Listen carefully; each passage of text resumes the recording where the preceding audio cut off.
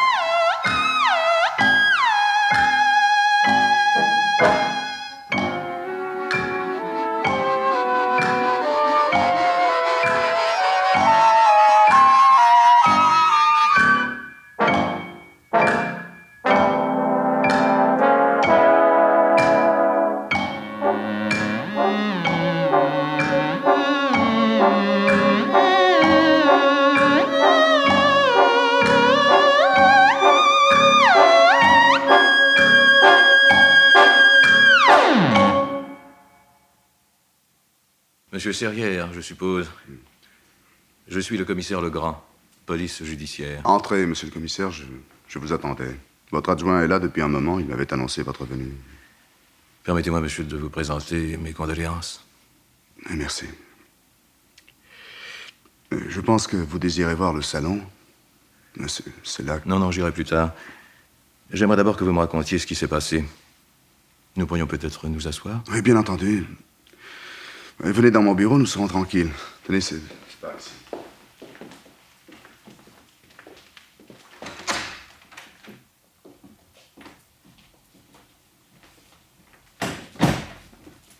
Voilà.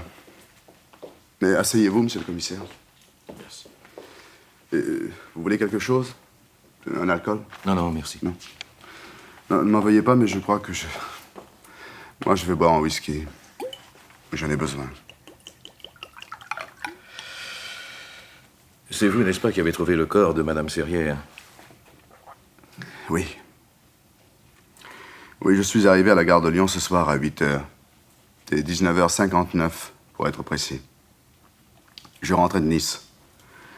Un de mes amis, Jacques Nocel, est venu m'attendre à la gare avec sa voiture. Il m'a conduit jusque chez moi. Vous êtes monté seul? Non, j'ai proposé à Jacques de m'accompagner. Je pensais que ma femme serait heureuse de le voir. Il est donc venu avec moi, m'a aidé à porter mes valises jusqu'à l'ascenseur. Et en arrivant sur le palier, j'ai sorti mes clés. C'est alors que Nocel a attiré mon attention sur les éraflures autour de la serrure. Il faisait encore jour? Non. Mais la minuterie était allumée. En voyant les marques, j'ai immédiatement pensé à un cambriolage. Quand nous sommes entrés dans l'appartement, la porte du salon était ouverte, je m'y suis précipité, Jacques sur mes talons. Enfin, vous savez ce que j'ai alors découvert, monsieur le commissaire? Le corps de ma femme était étendu, sans vie, sur le plancher, devant le coffre-fort ouvert. C'est à ce moment que vous avez appelé police secours? Non, c'est Nocel qui a téléphoné. Je crois bien avoir manqué de cran au commissaire et m'être un peu affolé. Je me suis penché sur ma femme. J'ai tâté ses joues, son front. Et alors j'ai compris qu'elle était morte. Jacques m'a dit quelque chose, j'ai pas compris ses paroles. Je suis resté là, assis par terre à côté d'elle pendant qu'il vous appelait. Je crois bien que j'ai pleuré. Mais l'appel est parvenu au commissariat à 20h40, mais mon adjoint n'a pu m'atteindre que vers 11h. C'est dimanche, n'est-ce pas? Oui. Je suppose qu'il vous a fait part des premières constatations du médecin légiste? Oui, ma femme serait morte ce matin entre 11h30 et midi et demi. C'est ça? C'est ça. Oui, il y a 12 heures environ. Oui. À première vue, il semble que Madame Serrière ait été surprise par des cambrioleurs qui l'ont obligée à ouvrir le coffre avant de l'étrangler. Au fait, ce coffre, que contenait-il? Quelques papiers sans grand intérêt. Mais il y avait également les bijoux de ma femme. Des bijoux de valeur? Ah oui, de très grande valeur. Oui, ils étaient assurés pour près de 250 000 francs, 25 millions anciens. C'étaient des bijoux de famille que ma femme avait hérités de sa mère et de sa grand-mère. Mais leur disparition n'a pas beaucoup d'importance à côté de... Je ne voudrais pas vous importuner avec mes questions, monsieur Serrière, mais chaque heure qui passe est mise à profit par les meurtriers. Et si vous n'êtes pas trop fatigué, j'aimerais rester encore un moment et vous demander le maximum de renseignements. Oh. Au contraire, monsieur le commissaire. Je souhaite que vous restiez ici le plus longtemps possible. Il est 00h30. Il n'est que 00h30. J'appréhende le moment où je vais me retrouver seul. Non, posez vos questions. Vous ne voulez vraiment rien boire? Puisque vous insistez. Ah, Mais avec beaucoup d'eau. Ah. Voilà. Merci. Madame Serrière était-elle seule dans l'appartement ce matin? Oui. Enfin, je le suppose, du moins. Mais nous avons passé nos vacances ensemble en Italie. Ma femme est rentrée une semaine avant moi. Elle désirait s'arrêter quelques jours chez son frère, en Touraine. Vous n'avez pas accompagné? Non. Geneviève désirait s'entretenir de questions d'intérêt avec mon beau-frère, Hugues Boisset. Mais ma place n'était pas avec eux, d'autant que mes relations avec ma belle famille n'ont jamais été très cordiales. Mais... Je suis donc resté à Florence quelques jours après son départ. Et je n'en suis reparti qu'avant-hier. Elle n'est pas rentrée directement à Paris? Je me suis arrêté 2 jours à Nice pour voir des amis. Mais mon usine est fermée pour les vacances, elle ne rouvre que dans 3 jours. Je vais donc décider de rentrer à Paris aujourd'hui. Ma femme, elle, ne devait revenir que dans le courant de la semaine prochaine. Et comment se fait-il alors qu'elle se soit trouvée ici ce matin? Mais en rentrant d'Italie, elle est repassée par Paris avant d'aller chez son frère. Elle a appris alors qu'une réunion à laquelle elle tenait à assister devait avoir lieu hier soir, par le conseil d'administration d'une œuvre paroissiale dont elle est vice-présidente. Elle m'a envoyé un mot pour m'en informer, me disant que son beau-frère la ramènerait en Paris en voiture dans la journée de samedi. C'était hier, par conséquent. Elle insistait dans sa lettre pour que je n'avance pas la date de mon retour. Et vous avez des domestiques? 2. Une cuisinière et une femme de chambre. Elles sont en vacances, elles aussi. Elles doivent rentrer demain. Ma femme leur avait demandé de remettre l'appartement en état avant son retour la semaine prochaine. Madame Serrière ne leur a pas demandé de rentrer plus tôt lorsqu'elle a su qu'elle serait à Paris avant la date prévue? Bon, ça certainement pas. Geneviève avait un sens très aigu de son devoir. Elle a jugé que son retour prématuré ne l'autorisait pas à écourter les vacances de ses domestiques. D'autant plus qu'elle n'avait que 24 heures à passer seule ici. Il lui suffisait d'aérer sa chambre sans s'occuper des autres pièces. Oui, je vois. Les fenêtres de votre appartement donnent-elles sur la rue? Oui, la plupart. Il n'y a que la chambre de ma femme et la salle de bain qui s'ouvrent sur une cour intérieure. Geneviève avait horreur du bruit, elle s'était réservé cette chambre au fond de l'appartement. C'est la seule qui soit à l'abri du vacarme de la circulation. Autrement dit, les volets des fenêtres donnant sur la rue sont restés clos. Certainement. Les cambrioleurs en ont probablement déduit que l'appartement était inoccupé. Le concierge n'a pas remarqué des venues suspectes? Il n'y a pas de concierge. Vous l'avez vu en passant, dans ces immeubles modernes, nous avons en bas une rangée de sonnettes avec les noms des locataires et un micro. Oui. Alors, théoriquement, personne ne peut s'introduire dans l'immeuble sans être attendu. Mais en réalité, la porte n'est jamais fermée et les visiteurs qui connaissent la maison peuvent entrer. Ils sonnent seulement à la porte du palier. Les voisins? Ils sont presque tous en vacances. Personne n'est encore rentré. Et la rue, vous avez pu vous en rendre compte, est très calme. Moi, j'ai bien peur qu'il n'y ait pas de témoins. Vous n'avez bien entendu aucune idée de l'emploi du temps de Madame Serrière depuis son retour à Paris? Eh bien, je pense pouvoir le deviner. Geneviève a dû arriver hier soir, juste à temps pour assister à cette réunion qui devait se tenir après le dîner. Ensuite, elle est certainement rentrée se coucher. Et ce matin? Ma femme était très attachée à ses devoirs religieux, commissaire. Elle avait l'habitude d'assister à la messe de 10h tous les dimanches. Elle n'y a certainement pas manqué aujourd'hui. Pensez-vous qu'elle soit rentrée directement ici en sortant de l'église? Non, elle s'attardait généralement quelques minutes à la sacristie pour bavarder avec le curé de notre paroisse. Je suppose que la messe se termine à 11h. Elle a dû rentrer vers 11h30, midi moins le quart. Oui. Les cambrioleurs qui croyaient l'appartement inoccupé ont été surpris en plein travail. J'aimerais faire diffuser le signalement des bijoux volés, monsieur Serrière. Pouvez-vous m'en donner la description exacte? Ah, ça, je crains que ce ne soit difficile. Comme je vous l'ai dit, Geneviève l'étonnait de sa famille. Je ne pourrais vous en donner qu'une description très approximative. Mais la compagnie d'assurance vous renseignera. Elle possède, je le sais, un inventaire précis et détaillé. Je me le procurerai demain matin. Avez-vous prévenu la famille de Madame Serrière? Moi, j'ai téléphoné à son frère, tout de suite après vous avoir appelé. Et il m'a dit qu'il allait venir immédiatement. Il n'est pas encore arrivé. Il demeure à 200 km de Paris, il doit lui falloir à peu près 3 heures. Non, mais je ne pense pas qu'il vienne ici. Comme je vous l'ai dit, nos relations sont assez fraîches. Il va probablement descendre à l'hôtel où il s'installe habituellement quand il vient à Paris. Vous voulez l'adresse? Oui, je vais la noter. Bon, je ne vois pas d'autres questions à vous poser pour le moment, monsieur Serrière. Le médecin légiste a dû faire enlever le corps de votre femme. Il se mettra en rapport avec vous dans la journée de demain, pour les formalités. Vous partez déjà, commissaire? Je dois adresser un premier rapport au parquet. Me permettez-vous de vous donner un conseil, monsieur Serrière? Je vous écoute. Essayez de dormir. Ce sera difficile. Je ne sais pas si vous vous rendez compte. Si, c'est pourquoi je vous donne ce conseil. Vous allez avoir une journée pénible demain. Vous devriez prendre un somnifère. Oui, vous avez peut-être raison. Il faudra que je recueille votre déposition. C'est une formalité administrative, mais elle doit être faite dans les règles. Mais je vous en prie. Et pouvez-vous passer au commissariat en fin de matinée, par exemple, vers midi? Mais j'y serai.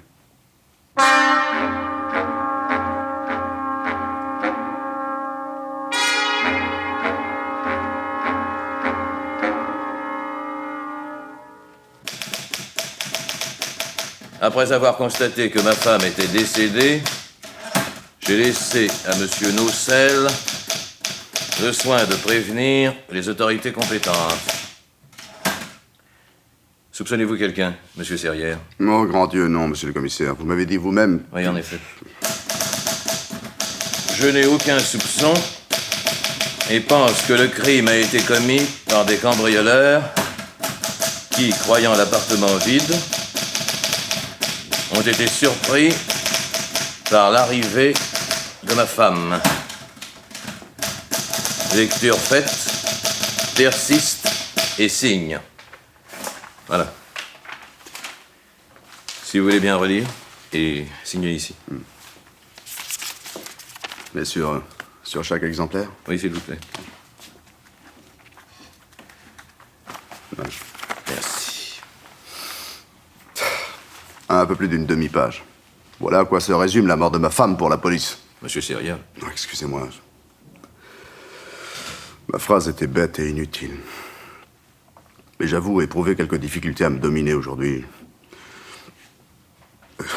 J'aimerais vous poser une question, monsieur le commissaire. Pensez-vous retrouver les assassins de ma femme? Non, je vous demande de me répondre franchement. Je vous réponds franchement. Oui. Ça sera peut-être long, mais nous y arriverons. Les crimes impunis, vous savez, c'est rare. Mais avez-vous quelque chose qui vous permette de commencer cette enquête? Oui et non. Je viens de recevoir le rapport de l'identité judiciaire. Ah. On n'a relevé aucune empreinte dans votre appartement, à part celle de votre femme, naturellement. Il y avait partout, sauf dans sa chambre et dans la salle de bain, une couche de poussière assez épaisse. L'appartement était fermé depuis un mois. Oui, mais les cambrioleurs... Justement. Dans le salon, là où se trouvait le coffre, les employés de l'identité judiciaire ont remarqué que la poussière avait disparu à plusieurs endroits. Sur les poignées de porte, sur le coffre, sur certains meubles. On peut en conclure que les meurtriers ont effacé leurs empreintes. Et sur... Enfin, sur le corps... Les empreintes digitales ne laissent pas de traces. Madame Serrière a été étranglée avec un foulard de soie qui lui appartenait, qu'elle portait probablement dans le col de sa robe au moment où ses meurtriers l'ont attaquée.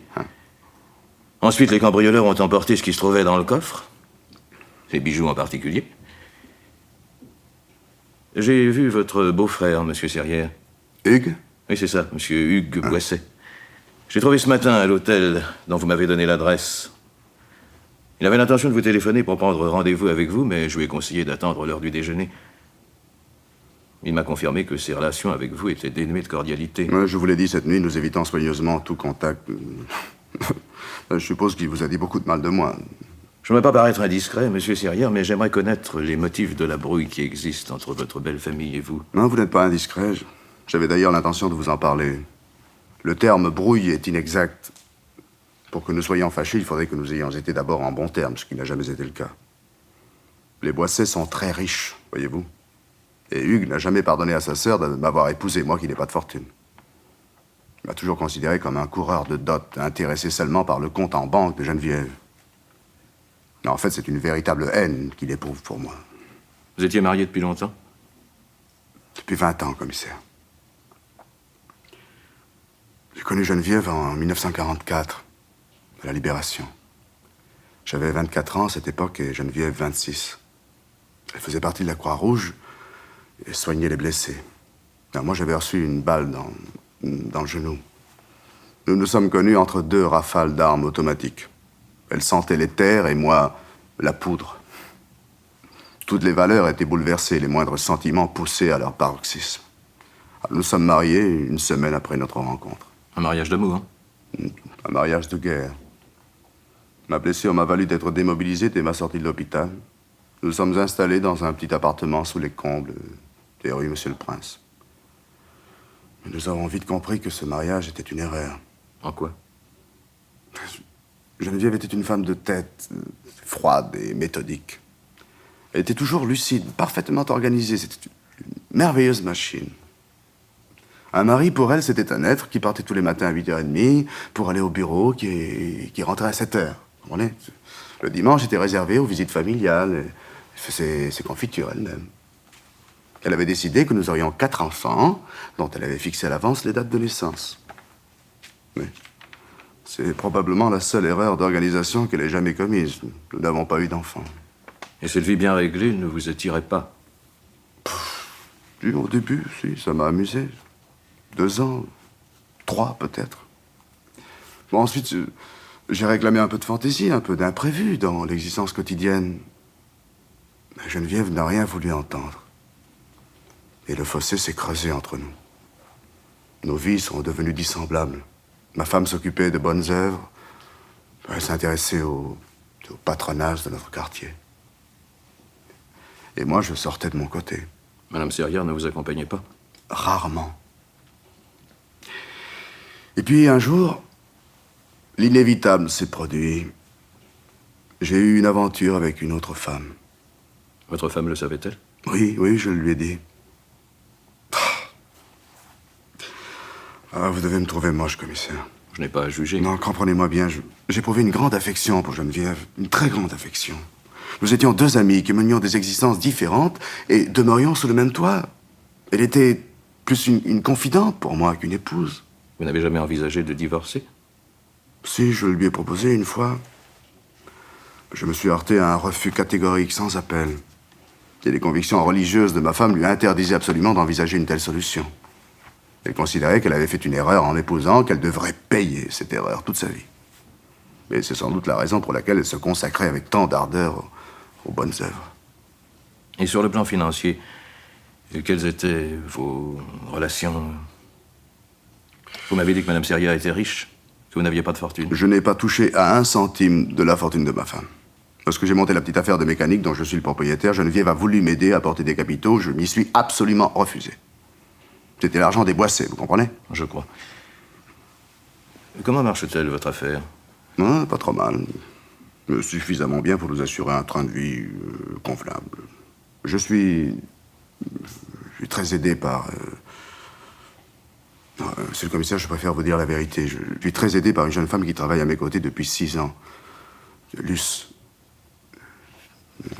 Coubert. Et... Oui.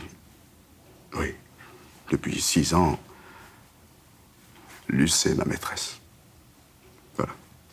Mais c'est elle que je viens d'aller voir à Nice pendant 48 heures. Je sais pas pourquoi je vous ai raconté tout cela, commissaire. Je vous fais perdre votre temps. Peut-être est-ce le choc. Sans doute ne me croirez-vous pas maintenant que je vous ai parlé de Luce, mais la mort de Geneviève m'a bouleversé au-delà de tout ce que je pouvais moi-même imaginer. Quoi qu'il ait pu se passer entre nous, Geneviève était ma femme. Vous comprenez? Ma femme, commissaire. Je suppose que Madame Serrière a fait un testament. Oui, naturellement. Elle m'en a parlé plusieurs fois. Qui va hériter? En dehors de la part réservataire qui revient à son frère et de quelques petits legs sans importance. Elle m'a institué son légataire universel.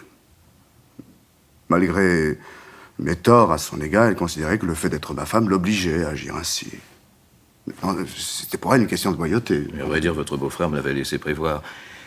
Inutile de vous dire qu'il considère cette disposition testamentaire de sa sœur comme la preuve d'une légèreté inadmissible. Il ne m'a pas caché son intention d'attaquer le testament. Ah, je ne me laisserai même pas l'occasion. Puis-je me servir de votre téléphone, commissaire? C'est urgent? Assez. Allez-y. Tenez, appuyez sur le bouton. Merci. Non, non, commissaire, inutile de vous éloigner, vous n'êtes pas indiscret.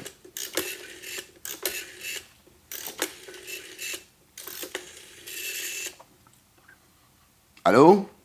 Je voudrais parler à Maître Laprade. André Serrière. Merci, je ne quitte pas. Maître Laprade était le notaire de ma femme. C'est lui qui a reçu son testament. Allô? Bonjour, maître. Oui, je vous remercie. Mais très dur, en effet. Maître, je vous téléphone au sujet du testament de ma femme. J'ai l'intention d'y renoncer. Oui, d'y renoncer entièrement au bénéfice de mon beau-frère Hugues Boisset. Voudriez-vous être assez aimable pour l'en avertir? Non, maître, c'est une décision irrévocable. Oui, j'aimerais par la même occasion vous demander un service. Pouvez-vous vous mettre en relation avec la compagnie d'assurance de ma femme? C'est ça, oui. Les bijoux volés faisant partie du patrimoine de la famille Boisset, au cas où ils ne seraient pas retrouvés, j'entends que l'indemnité soit versée directement à mon beau-frère. Oui, c'est cela. Oui, mais je vous remercie, maître. À très bientôt. Je pense que ceci suffira à faire comprendre à Hugues Boisset que je n'ai jamais été un coureur de dot et que je ne cherche pas à tirer un profit matériel de la mort de ma femme.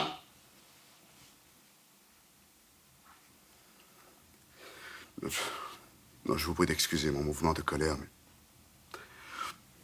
j'imagine assez bien ce qu'ont pu être les insinuations de Hugues Boisset à mon égard. Bon, maintenant, commissaire, si vous n'avez plus besoin de moi, Je voudrais simplement vous poser une question avant que vous ne partiez. Oui, Qui possède les clés de votre appartement? moi, ma femme, les domestiques. Mais je ne comprends pas. J'ai relevé certains détails qui m'étonnent. Mais la méthode employée par les cambrioleurs en particulier. J'ai d'abord pensé que nous avions affaire à des gens qui connaissaient bien leur métier, si j'ose dire. Ils ont forcé sans grand dommage une serrure de sûreté, ils ont pris soin d'effacer leurs empreintes, n'ont laissé aucune trace qui permette de les identifier. On pourrait croire que Mme Serrière rentrait à l'improviste, qu'elle les a surpris, qu'ils l'ont obligé à ouvrir le coffre, et puis qu'ils l'ont assassiné après. Oui, ça, c'est ce que vous m'avez dit la nuit dernière. Je me suis trompé. Je n'avais pas remarqué alors que le manteau et le chapeau de Mme Serrière étaient accrochés dans la penderie. Ses gants posés sur une console dans l'entrée. Son sac rangé dans sa chambre. Oui. On peut en déduire qu'elle était déjà rentrée de la messe quand les cambrioleurs sont arrivés. Or, il existe une règle d'or à laquelle ces gens-là ne dérogent jamais. Avant de forcer la serrure d'un appartement qu'ils croient vide, ils sonnent.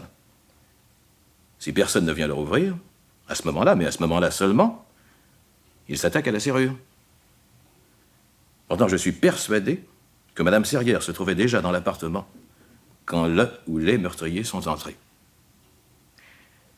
Les éraflures autour de la serrure sont une mise en scène. Elles n'ont été faites qu'après la mort de votre femme. Oh, mais c'est extravagance. Mais qu'a-t-il pu se passer, alors? On peut envisager plusieurs hypothèses. Restons-en d'abord à celle des cambrioleurs. Oui.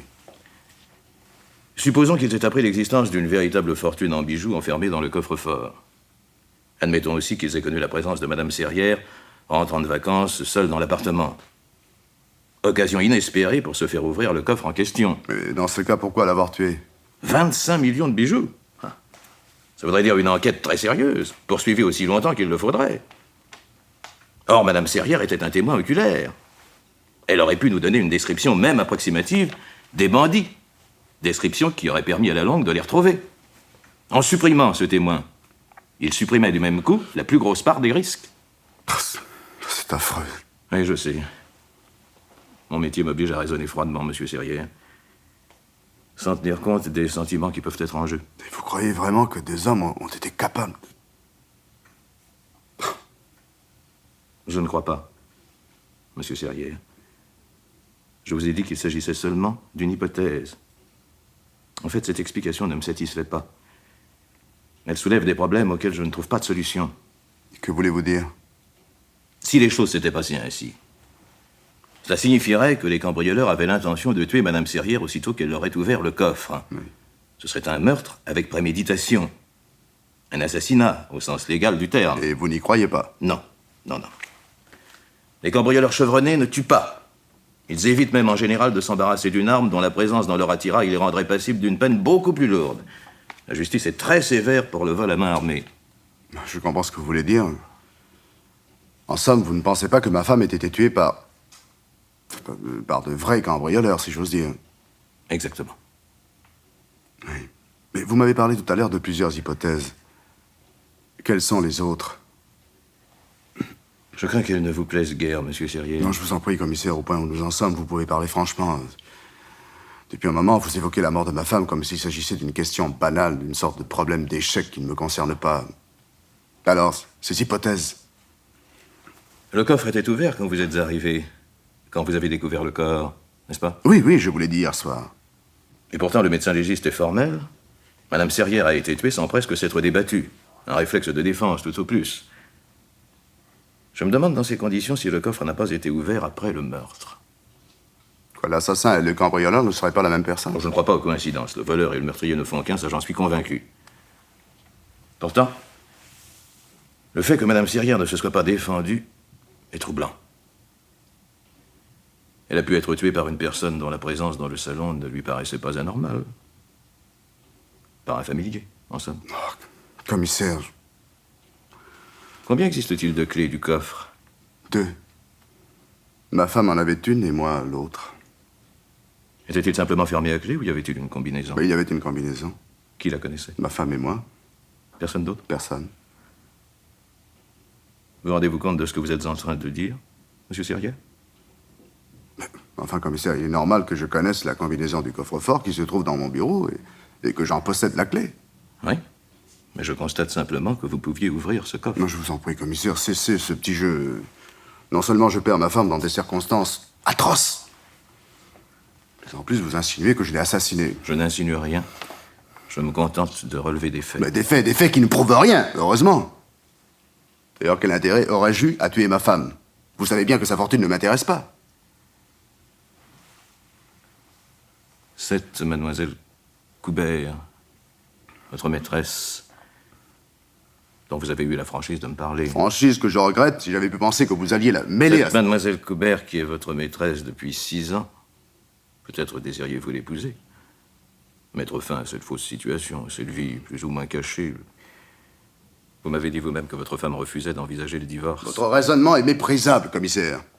Luce sait que je ne peux l'épouser, et elle en a pris son parti. Je l'aime, et cela lui suffit.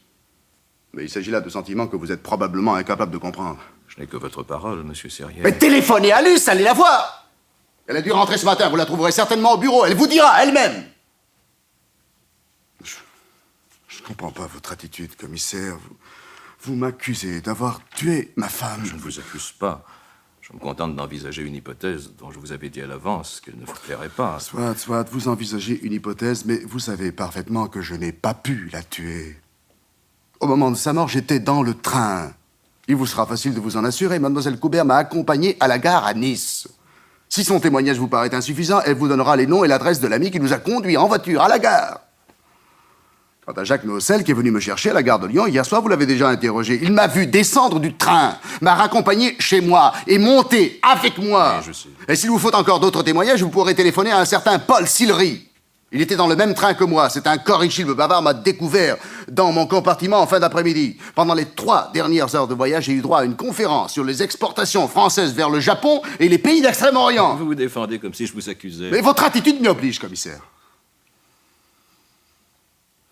Bon, avez-vous encore d'autres questions à me poser ou puis-je me retirer? Je ne vous retiens pas, monsieur Serrier. Allez, au revoir, commissaire.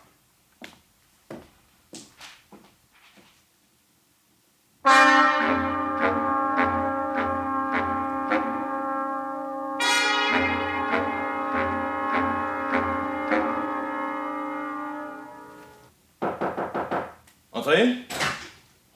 Tiens, monsieur Serrière. Je ne vous attendais pas. Non, je suis passé à tout hasard, ne sachant pas si je vous trouverai encore. Ça en est fallu de peu, j'allais partir. Je ne voudrais pas vous retarder, commissaire. Néanmoins, si vous aviez quelques minutes à m'accorder... Je vous écoute, monsieur Serrière. Avant toute chose, je tiens à vous présenter mes excuses. Je crains de m'être emporté tout à l'heure.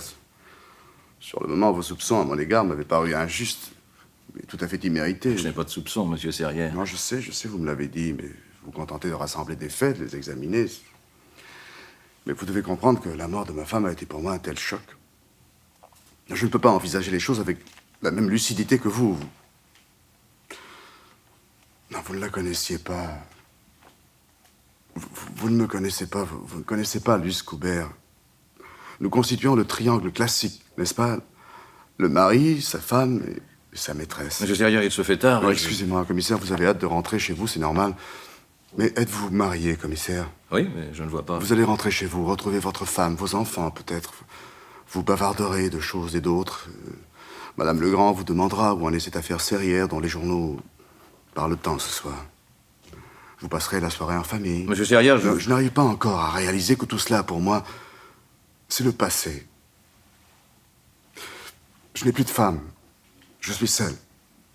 Mademoiselle Coubert? Non. Non, commissaire, j'ai vu Luce cet après-midi. Elle était au bureau, prête à accomplir sa tâche de secrétaire. Mais je lui ai signifié son congé, un congé total. Je l'ai rayé de ma vie privée comme de ma vie professionnelle. Vous avez rompu? Oui. Oui, commissaire. Non, je crois que je ne supporterai plus de la voir maintenant que ma femme est morte. Une cassure s'est faite dans ma vie hier soir. Non, lui, c'est une enfant adorable, je l'aime beaucoup, mais... Comment dire? J'ai honte. Oui, c'est cela, j'ai honte. C'est pas la pensée que j'ai trompé ma femme. Non, je crains d'être un peu ridicule, je me conduis comme un collégien. Continuez, monsieur Serrière. Merci. Geneviève et moi étions mariés depuis près de 20 ans. Je m'étais habitué à sa présence. Je l'ai trompée, sans vergogne. Mais sa disparition brutale me fait mesurer la place qu'elle occupait dans mon existence. C'était ma femme, commissaire. Je l'aimais. Je l'ai trahi. Et cela, je ne peux pas me le pardonner. C'est la raison pour laquelle j'ai rompu avec Luce cet après-midi. Je ne sais pas si vous pouvez me comprendre. Quelle a été la réaction de mademoiselle Coubert quand vous lui avez fait part de votre intention de rompre? Non, elle n'a rien dit. Je pense qu'elle s'y attendait. Elle me connaît depuis assez longtemps pour avoir pu deviner ce qui allait se passer. Monsieur Serrière, je pense que vous n'êtes pas venu jusqu'ici à 8 heures du soir dans le seul but de m'annoncer la fin de votre liaison. Non, en effet, commissaire. Où en est votre enquête? Elle suit son cours. Ah. Et vous n'avez aucune piste? Certains indices pourraient s'avérer intéressants. Mais de mon côté, j'ai appris certaines choses. Lesquelles? Eh bien, nos domestiques ont repris leur service ce matin, comme il était prévu. Ils ont appris la nouvelle. Janine Crozan, la femme de chambre, était bouleversée. Trop, peut-être. Du vivant de ma femme, je n'avais jamais eu l'impression qu'elle éprouvât à son égard une telle affection. Et pourtant, depuis ce matin, Janine est en larmes. Elle était peut-être plus attachée à sa patronne que vous ne le croyez. Non, je pense que l'explication est toute différente. Ces larmes m'ont étonné. J'ai demandé à la cuisinière si, à sa connaissance, il ne s'était pas produit dans la vie privée de mademoiselle Crozan un événement de nature à justifier ce désespoir soudain. Que vous a dit la cuisinière? Elle m'a raconté que la femme de chambre avait un amant. C'est son droit, non? Certes. J'ai également appris que cet homme partageait la chambre de mademoiselle Crozan au 7e étage depuis plusieurs mois. Vous l'ignoriez? Absolument. Et madame Serrière? Commissaire, jamais ma femme n'aurait admis une telle chose dans sa maison. Pourtant, mademoiselle Crozan est largement majeure. Elle a le droit de faire ce qui lui plaît, en dehors de ses heures de service. Oui, bien entendu, mais ma femme était fidèle à certains principes moraux et elle n'était pas disposée à admettre que quelqu'un les transgressât, surtout quelqu'un qui était à son service. Enfin, toujours est-il que cet homme, l'amant de la femme de chambre, l'a abandonné il y a quelques jours. Non. Hier soir. Pardon. Je dis que Pierre Aigremont, l'amant de Janine Crozan, a abandonné sa maîtresse hier soir. Il a filé à minuit, à peu de choses près. Et comment êtes-vous au courant? Et moi aussi, monsieur Serrière, j'ai posé des questions. Je peux même vous dire que Pierre Aigremont est bien connu chez nous. Il a été condamné à plusieurs reprises pour vol qualifié. Mais alors ce départ... Ça ressemble à une fuite, je suis de votre avis. C'est pourquoi dès ce matin, j'ai lancé un télégramme de recherche. Son arrestation n'est certainement qu'une question d'heure. Je suis abasourdi par ce que vous m'apprenez. Cet homme est donc un repris de justice? Vol qualifié. Alors, il a pu entrer dans l'appartement hier matin avec sa maîtresse, Janine. Ben oui, mais Janine, en effet, possède la clé. Il se serait caché en attendant le retour de ma femme. Celle-ci n'aurait pas été surprise de trouver la femme de chambre dans le salon. Tout au plus un peu étonnée de l'avoir entrée avec 24 heures d'avance. Et les choses ont en effet pu se passer ainsi. Aigrement dissimulé derrière une porte ou un meuble, aurait attendu le moment opportun pour attaquer Madame Serrière et l'étrangler, sans qu'elle ait le temps de réaliser ce qui lui est arrivé. Il y a la possibilité de se défendre. Non, c'est affreux, commissaire, c'est affreux. Le meurtrier et sa complice ouvrent le sac de votre femme, s'emparent des clés du coffre. Et volent les bijoux? Non. Non? Je comprends pas. Il ne suffisait pas d'avoir la clé du coffre, encore fallait-il l'ouvrir, c'est-à-dire en connaître la combinaison. Or, d'après ce que vous m'avez dit, votre femme et vous étiez seuls à la connaître. Mais évidemment. Et pourtant... Non, attendez, je pense à quelque chose. À quoi, monsieur Serrière? Ma femme avait grande confiance en Janine. Oui, cette personne était à son service depuis 10 ans, n'est-ce pas? Vous pensez que Madame Serrière lui aurait confié la combinaison du coffre? Oh, c'est curieux. Non, certainement pas, mais ma femme a pu, un jour, l'ouvrir devant elle. Et alors? Le coffre est un modèle ancien, commissaire, vous avez pu vous en rendre compte hier soir. Lorsqu'on tourne les boutons pour mettre la combinaison en place, le cliquetis est nettement perceptible. Une personne attentive pouvait dresser l'oreille, écouter le bruit, et compter les claquements, et connaître ainsi la combinaison. C'est possible. Mais alors, commissaire, il faut l'arrêter.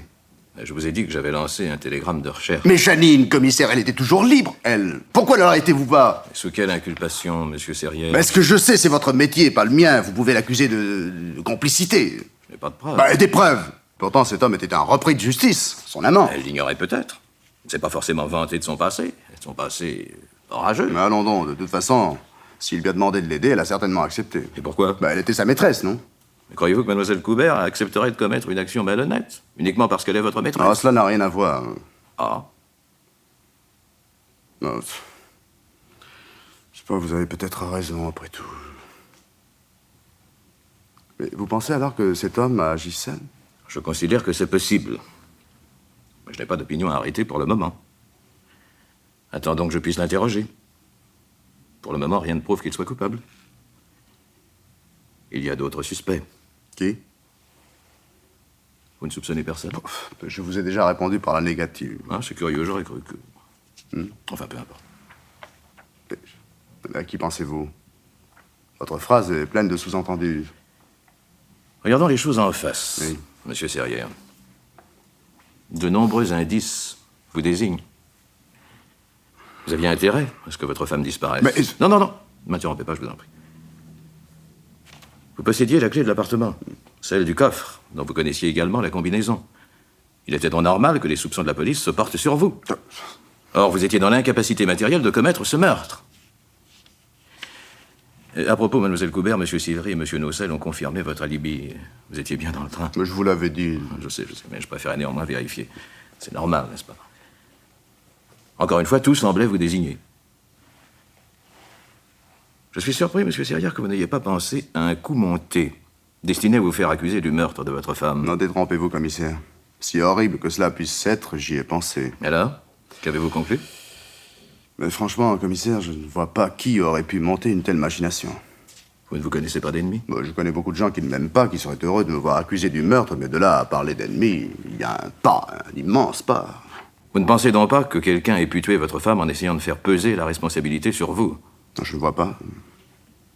Votre beau-frère, monsieur Boisset? Le commissaire, monsieur, ridicule. Jamais Hugues n'aurait fait une chose pareille. Vous m'avez pourtant parlé de la haine éprouvée à votre égard par monsieur Boisset. Mais sa haine à mon égard est certainement assez forte pour qu'il essaie de me faire accuser de meurtre, ce qui est parfaitement impassable, c'est qu'il ait tué sa sœur.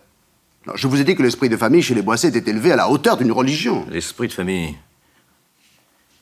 À votre avis, les Boisset accordent-ils plus d'importance à l'esprit de famille ou à l'argent? Je ne comprends pas votre question, commissaire. Les Boisset disposent d'une fortune colossale. Vous êtes mal renseigné, monsieur Serrière. Votre beau-frère Hugues, seul représentant adulte de la famille Boisset, ruiné. Oui, des spéculations malheureuses. Le fisc lui réclame avec insistance une somme assez élevée, qu'il est dans l'impossibilité de verser. Comment, mais vous l'ignoriez? Mais absolument. Ma femme ne m'en avait soufflé mot. Non, je ne comprends pas. Sans doute a-t-elle voulu me tenir à l'écart de cette question qui, en fin de compte, ne me regardait pas. Mais alors, sa fortune... La fortune personnelle de Madame Serrière est intacte. Malgré les demandes réitérées de son frère, elle s'est refusée à l'aliéner pour sauver l'entreprise familiale. Je suis stupéfait de ce que vous m'apprenez. Je suppose, dans ces conditions, que le voyage de Geneviève en Touraine avant de rentrer à Paris était motivé par ces questions. Exactement. Son frère a tenté une ultime démarche avant la saisie dont le menaçait le fisc. Votre épouse a refusé, une fois de plus, de lui prêter la moindre somme. Il est certain que l'héritage auquel vous venez de renoncer en sa faveur va l'arranger. Remarquez que de toute façon, la part à laquelle il avait droit en tant que collatéral privilégié était largement suffisante pour l'aider à renflouer son affaire. Commissaire, ce que vous dites est ridicule. Et d'abord, comment savez-vous tout cela? Quoi donc? Que les Boisset sont ruinés? De la façon la plus simple qui soit. J'ai interrogé votre beau-frère ce matin. En lisant sa déposition, certaines invraisemblances m'ont frappé. Alors je lui ai téléphoné au début d'après-midi. En lui demandant de passer au commissariat, il est immédiatement venu, nous avons parlé. Et voilà. C'est incroyable. Incroyable. Les Boisset ruinés. Une des plus grosses fortunes de Touraine. Et savez-vous ce qui s'est passé? Non. Les faits et gestes de M. Hugues Boisset, à l'heure à laquelle votre femme a été assassinée, m'intéressent davantage que les spéculations malheureuses auxquelles il a pu se livrer. Comme vous le croyez non mêlé à la mort de ma femme? Madame Serrière a quitté la propriété des Boisset samedi en fin d'après-midi. Oui. Son frère Hugues l'a ramené à Paris dans sa propre voiture. Une voiture de grosse cylindre et très rapide. Ils ont dîné ensemble, dans un restaurant des Champs-Élysées. M. Boisset a emmené sa sœur jusqu'à l'endroit où se tenait la réunion à laquelle Mme Serrière a assisté. Puis il s'est éloigné au volant de sa voiture, décidé, nous a-t-il affirmé, à regagner la Touraine le soir même. Vous semblez avoir des doutes. J'ai plus que des doutes. M. Boisset lui-même a fini par m'avouer qu'il était resté à Paris toute la nuit de samedi à dimanche. M. Boisset donne à ce changement de programme une explication parfaitement simple. En arrivant à proximité de l'autoroute, il a crevé un pneu. Il a voulu le changer, mais s'est alors aperçu que la roue de secours était inutilisable. Alors plutôt que de se lancer à la recherche d'un garage qui pourrait le dépanner sur le champ, ce qui n'est pas une tâche aisée, un samedi du mois d'août, à 10h du soir, il a préféré laisser sa voiture là où elle se trouvait. Il a pris un taxi, s'est fait conduire jusqu'à un hôtel. Mais je ne vois pas ce qu'une telle attitude peut avoir de répréhensible. Mais rien à première vue. Non, ce que je regrette, c'est que M. Boisset ait cru devoir m'affirmer, au cours de notre première conversation, qu'il était rentré directement en Touraine samedi soir. Oui, mais alors, comment avez-vous appris la vérité? Il est descendu à l'hôtel sous son nom. Le service des garnis m'a immédiatement prévenu. Lorsque je lui ai demandé des explications, il s'est d'abord troublé. Puis il m'a affirmé qu'il n'avait pas passé la nuit seul. Il avait prétendu avoir quitté Paris samedi soir pour éviter que cette aventure, disons, ne s'ébruite. Hugues, pas seul? L'incarnation vivante des principes et de la morale sacro-sainte. Décidément, je m'étais bien trompé sur son compte. Mais pourtant, commissaire, le fait d'être resté à Paris dans la nuit de samedi à dimanche me semble insuffisant pour le soupçonner d'avoir tué sa sœur. Oui, c'est très insuffisant, ça, je vous l'accorde. Et il y a autre chose. En arrivant à son hôtel, M. Boisset a demandé au portier de faire en sorte que sa voiture soit remise en état par un garage dès le dimanche matin à la première heure, c'est-à-dire hier. Cela fut fait, et il a pu quitter l'hôtel au volant de sa propre voiture, hier matin, à 11h15. Or, il n'est arrivé chez lui aux environs de Vendôme que vers 14h45. 3h30 pour faire moins de 200 km. Avouez que c'est beaucoup. Et n'oubliez pas que M. Boisset possède une voiture rapide. Oui, évidemment, c'est curieux. Je suppose que vous lui avez demandé des explications. Hein. Naturellement. Et que vous a-t-il dit? M. Boisset m'a affirmé qu'il avait l'habitude de conduire très lentement. Ça date, paraît-il, d'un accident au cours duquel il a été blessé il y a très longtemps. Depuis ce moment, il aurait peur lorsqu'il se trouve au volant d'une voiture. Vous croyez donc, en sortant de l'hôtel, il serait venu chez moi, au moment approximatif où ma femme rentrait de la messe? Il serait monté et... Ah. Non, commissaire, c'est impossible. Et pourquoi donc, M. Serrière? Quelle raison aurait-il Geneviève d'ouvrir le coffre devant son frère, sinon pour lui confier ses bijoux? Or, vous m'avez dit vous-même que ma femme avait refusé la veille encore de l'aider. Geneviève n'était pas femme à changer d'avis sur un simple coup de tête. Peut-être n'est-ce pas Mme Serrière qui a ouvert le coffre? Je ne comprends pas. Mon beau-frère ne possédait pas la clé du coffre et il ignorait la combinaison. J'ai l'impression que vous ignorez le plus grave. Ah. Mme Serrière a écrit à son frère il y a quelques mois. Elle lui a expliqué qu'au cas où un accident vous arriverait à vous deux en même temps, elle désirait que les bijoux de famille soient récupérés au plus vite par M. Boisset, afin d'éviter des droits de succession importants. Elle a donc fait faire une clé supplémentaire qu'elle a adressée à son frère, en même temps que la combinaison. Commissaire, mais jamais ma femme n'aurait disposé ainsi du coffre sans m'en parler. Et pourquoi? Vous m'avez dit vous-même qu'il ne contenait que les bijoux de Mme Serrière et quelques documents sans importance. Votre femme devait se considérer comme l'unique utilisatrice du coffre-fort. Non, non, non, je ne peux pas croire qu'elle ait fait cela. Ah, vous avez tort. Monsieur Boisset m'a montré la lettre de sa sœur. C'est d'ailleurs assez surprenant. Car en somme, ce document l'accable. Il avait un motif pour assassiner sa sœur. Et la possibilité matérielle de le faire. Non, c'est abominable. Et pourtant, commissaire, malgré l'antipathie que m'inspire cet homme... Non, non, non, je ne peux l'imaginer dans la peau d'un meurtrier. Ouais, on a toujours du mal à concevoir qu'une personne que l'on connaît puisse être un assassin. Et pourtant, le scénario est clair. Simple. Hugues Boisset sonne à la porte. Votre femme lui ouvre. Et elle est surprise de le voir là, alors qu'elle le croyait rentrer en Touraine depuis la veille au soir. Mais il lui parle du pneu crevé, et l'étonnement de sa sœur disparaît. Il parle de choses et d'autres. Et au moment où elle s'y attend le moins, son frère s'empare de son foulard, le lui passe autour du cou, et scelle. Commissaire, Excusez-moi. je vous en prie. Ensuite, le meurtrier ouvre le coffre, s'empare des bijoux et quitte l'immeuble sans que personne ne le remarque. Et après avoir simulé un cambriolage afin d'égarer les soupçons. Enfin, commissaire, cet homme adorait sa sœur. Pardon, il l'avait adoré. N'oubliez pas que votre femme avait refusé de l'aider. D'après ce que j'ai cru comprendre, M. Boisset est un homme violent, irascible. L'attitude de sa sœur peut fort bien avoir transformé les sentiments qu'il éprouvait à son égard. Hugues Boisset. Mon beau-frère Hugues Boisset. Le frère de Geneviève. Un assassin.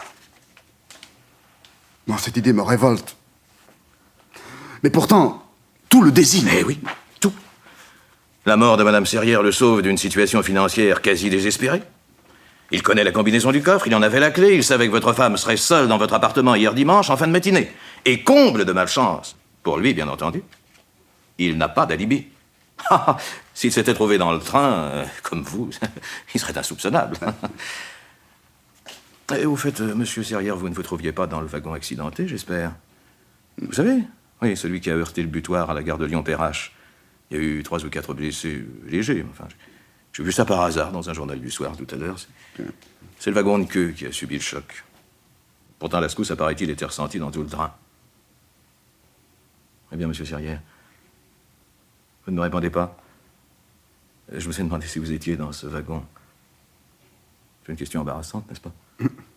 Embarrassante, mais pourquoi? Je comprends pas. Mais si. Mais si, vous comprenez parfaitement. Vous savez très bien que cette question est un piège. Et vous êtes en train de chercher désespérément quelle réponse vous pourriez me faire. Une réponse ambiguë, qui laisse place à l'incertitude. Une réponse sur laquelle vous pourriez revenir en cas d'erreur. Mais enfin, commissaire... Vous ne pouvez pas vous permettre de me répondre par oui ou par non. Vous avez une chance sur 2 de vous tromper. Le train a-t-il effectivement heurté un butoir à Perrache? Ah, ça, vous n'en avez pas la moindre idée. Mais enfin, commissaire, je ne comprends pas, vous... Je vous ai dit tout à l'heure qu'un meurtre, ce n'était jamais qu'une mécanique qu'il fallait parvenir à démonter. Des questions simples, auxquelles il fallait trouver la réponse pour découvrir le coupable. Qui connaissait le contenu du coffre-fort? Hugues Boisset et vous. Qui savait que Madame Serrière rentrerait dimanche matin vers 11h et serait seule chez elle? Hugues Boisset et vous. Qui connaissait la combinaison du coffre? Hugues Boisset et vous. Qui avait intérêt à voir disparaître Madame Serrière? Hugues Boisset? Pas moi! Je ne suis pas d'accord. Vous étiez excédé par cette femme jalouse, au principe rigide. Vous prétendez qu'elle était au courant de votre liaison avec Mademoiselle Coubert. Mais rien ne prouve que ce soit exact. Ne m'avez-vous pas dit tout à l'heure que votre femme n'admettait pas que l'on transgresse certains principes? De son côté, la jeune Luce Coubert, qui était votre maîtresse depuis plusieurs années, en avait assez de ce rôle effacé. Elle vous pressait de vous libérer, de l'épouser. Vos insinuations sont ignobles, commissaire. Après quelques semaines de rupture, vous l'auriez rencontrée par hasard. Un mariage discret aurait suivi. Autre chose. Hugues Boisset n'était pas le seul à se trouver dans une situation financière critique. Bien que vous ne me l'ayez pas dit, votre affaire de mécanique marche mal. Vous aviez grand besoin de capitaux frais. À vrai dire, vous êtes au bord de la faillite, Serrière. J'ai abandonné ma part d'héritage, vous le savez mieux que quiconque. J'ai téléphoné au notaire devant vous. Je sais. Un très beau geste, d'ailleurs, à l'élégance duquel j'ai été sensible. De même que votre rupture avec Mademoiselle Coubert, en souvenir de votre femme, que vous ne pouviez supporter d'avoir trahi. Très beau geste, vraiment. Vous avez donné tous les témoignages d'une douleur digne. Et c'est à peine si de temps en temps vous avez oublié votre profond chagrin pris par le feu de la discussion. Oh, ce que vous dites est abject. J'ai beaucoup admiré également votre magnanimité à l'égard de votre beau-frère Hugues Boisset, que vous haïssez pourtant. Vous vous refusiez à le croire coupable. Quelle aubaine pour vous, n'est-ce pas? Qu'il se soit trouvé à Paris hier matin, sans alibi. Vous n'en espériez pas tant. Vous pouviez vous permettre d'être élégant à son égard. Ah, cela ne se passera pas comme cela, commissaire. Je me plaindrai en haut lieu. Mais naturellement, c'est une chanson que j'ai souvent entendue. Elle ne m'impressionne pas. Ah, où en étais-je avant que vous ne m'interrompiez? Ah oui. La culpabilité de votre beau-frère. Elle vous arrangeait bien. Mais en fait, vous n'en aviez pas besoin. Vous aviez un suspect à votre disposition. Aigrement. L'amant de votre femme de chambre, dont vous prétendez n'avoir jamais entendu parler. Un mensonge de plus, c'est rien. Vous vous êtes adressé à une agence de police privée... Attendez, laissez-moi chercher le rapport. Ah, voilà. Le 11 janvier de cette année. Oui, vous désiriez un compte-rendu détaillé sur les fréquentations de vos domestiques. J'ai la copie du rapport que vous avez reçu. Tout y est. Le nom d'Aigremont, le motif pour lequel il a été inculpé, la date de sa condamnation, celle de sa libération, tout, quoi. Mais je ne vous ferai pas l'honneur de répondre. Tant pis. Cet imbécile d'Aigremont, il a fichu le camp la nuit dernière, en apprenant le meurtre. Avec son passé, évidemment, il s'est dit qu'il risquait d'être soupçonné. Alors vous avez sauté sur l'occasion. Vous avez pris vos airs de veuf éploré, de citoyen conscient de ses devoirs, et vous êtes venu ce soir me parler de lui, pour le cas où la police n'aurait pas encore découvert son existence. Ah, c'était habile. Mais en réalité, ce n'était pas la raison de votre visite tardive. Vous vouliez essayer de me tirer les verres du nez. Vous désiriez savoir où en était l'enquête. Vous ne vous sentiez pas tellement sûr de vous, malgré votre alibi increvable. Vous saviez que je risquais d'entendre parler de l'assurance. De quelle assurance? Allons, sérieux, ne faites pas l'enfant. J'ai appris ce soir que votre femme et vous aviez souscrit chacun une assurance vie à votre bénéfice réciproque pour un montant de 500 000 francs chacune. 50 millions d'anciens francs. Ah, c'était largement assez pour renflouer votre affaire, ça, hein? Ça vous permettait d'avoir un beau geste, d'abandonner votre part d'héritage au profit de ce pauvre Hugues Boisset, qui avait tellement besoin d'argent, comme vous le saviez, bien que vous m'ayez affirmé le contraire. De même que vous saviez parfaitement qu'il connaissait la combinaison du coffre. Non. Si. Monsieur Boisset m'a montré la lettre que lui a adressée sa sœur, en même temps que la clé et la combinaison du coffre. Madame Serrière, dont vous avez vous-même reconnu la loyauté à plusieurs reprises, précisa qu'elle agissait en plein accord avec vous. Ah, vous aviez bien préparé votre coup. À défaut d'Aigremont, votre beau-frère pouvait faire un bon suspect, à condition bien entendu qu'il ne dispose pas d'un alibi aussi solide que le vôtre, car vous avez un magnifique alibi. Je ne vous le fais pas dire. En effet. Mais c'est peut-être la plus grosse erreur que vous ayez commise, Serrière. Je n'ai pas cru à la culpabilité de Hugues Boisset à cause précisément de cette absence d'alibi. S'il avait tué sa sœur, il se serait arrangé à ce que de nombreux témoins puissent jurer qu'il se trouvait à 1000 kilomètres de là au moment du meurtre. Tout comme vous. Commissaire, vos propos sont injurieux. Je vous ai prouvé que j'étais dans le train. En effet. Et j'ai bien failli m'y laisser prendre. Vous aviez des témoins de votre départ à Nice. Vous avez téléphoné de la Côte d'Azur à votre ami Jacques Nocel, dont vous saviez qu'il était à Paris, en lui demandant de venir vous attendre à la gare de Lyon, de vous raccompagner à votre domicile. Comme ça, il pourrait témoigner que vous étiez bien descendu du train de Nice et il découvrirait le cadavre de votre femme en même temps que vous. Vous avez poussé le scrupule jusqu'à chercher dans le train quelqu'un que vous connaissiez, M. Sillery, avec lequel vous avez discuté pendant les 3 ou 4 dernières heures du voyage. Mais cela prouve éloquemment que... Ça prouve que vous êtes monté dans le train à Nice, que vous vous y trouviez entre Dijon et Paris, que vous en êtes descendu à la gare de Lyon, mais un point c'est tout. Voyez-vous, Serrière, votre alibi était trop beau. Je m'en suis méfié, immédiatement. Les crédits de la police sont limités, certes, mais pas au point de nous priver de ceci. Qu'est-ce que c'est? Un indicateur des chemins de fer et un horaire d'Air France. Grâce à ces 2 objets, j'ai enfin compris comment vous vous y étiez pris pour tuer votre femme. Ce n'est pas vrai! Vous avez pris le train à Nice à 8h20 dimanche matin. Mais vous en êtes descendu à Antibes à 8h38. Vous avez sauté dans un taxi qui n'a pas dû mettre plus d'1 quart d'heure à franchir les 13 kilomètres qui séparent Antibes de l'aéroport de Nice. Un avion décolle à 9h40. Vous étiez à bord. Et vous avez atterri à Orly à 11h 05. De là, vous êtes rentré chez vous, vous avez tué votre femme, pris les bijoux dans le coffre-fort et simulé un cambriolage. Vous n'avez même pas eu besoin de vous dépêcher pour arriver à la gare de Lyon de façon à prendre le Mistral, à 13h10. Vous en êtes descendu à Dijon 2 heures plus tard. Vous avez dû attendre 17h20, l'arrivée du train dans lequel vous aviez pris place à Nice le matin même, et dans lequel vous aviez laissé vos valises. Non, je crois que vous êtes devenu fou, commissaire. Je préfère me retirer. Allons, Cherrière. Mais à quoi cela sert-il de nier? Vous pensez bien que je ne vous accuserais pas ainsi si je n'étais pas sûr de mon fait. Le juge d'instruction a délivré ce matin une commission rogatoire en vertu de laquelle nous avons fait ouvrir tous les coffres de consigne automatiques à la gare de Lyon. Voulez-vous que je vous lise le compte-rendu de perquisition? Coffre 53C. Objet déposé hier dimanche. Une perruque brune pour homme, portant la marque d'une maison de Nice. Une paire de lunettes de soleil. Un coffret contenant des bijoux dont l'inventaire suit. Inutile de vous le dire, je crois. Il correspond exactement à celui qui m'a été communiqué par la compagnie d'assurance. Ce sont bien là les bijoux de Madame Sirier. Mais alors, qu'est-ce que cela prouve? Hugues de Boisset a pu tuer ma femme et déposer tous ses objets à la consigne automatique. Ah, ça, j'y ai bien pensé. C'est pourquoi je ne vous ai pas accusé plus tôt.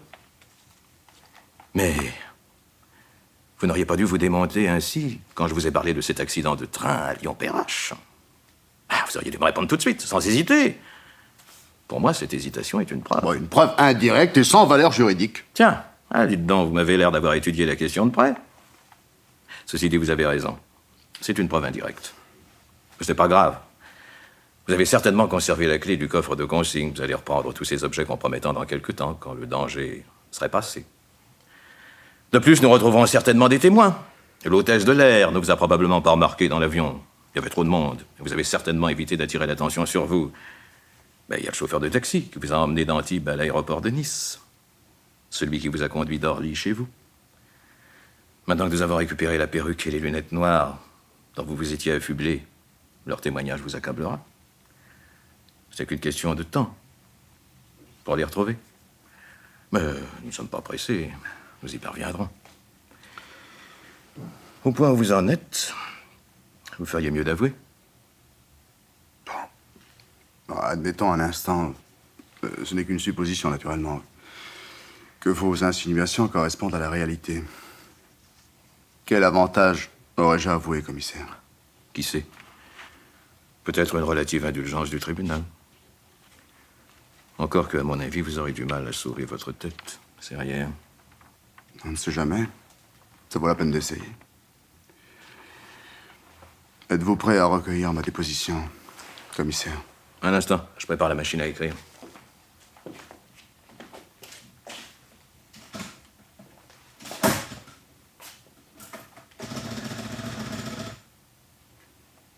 Tiens, au fait, les journaux du soir ne mentionnaient pas l'accident de Lyon-Perrache, Serrières. Pour l'excellente raison que le train dans lequel vous ne vous trouviez pas n'a jamais heurté le moindre butoir.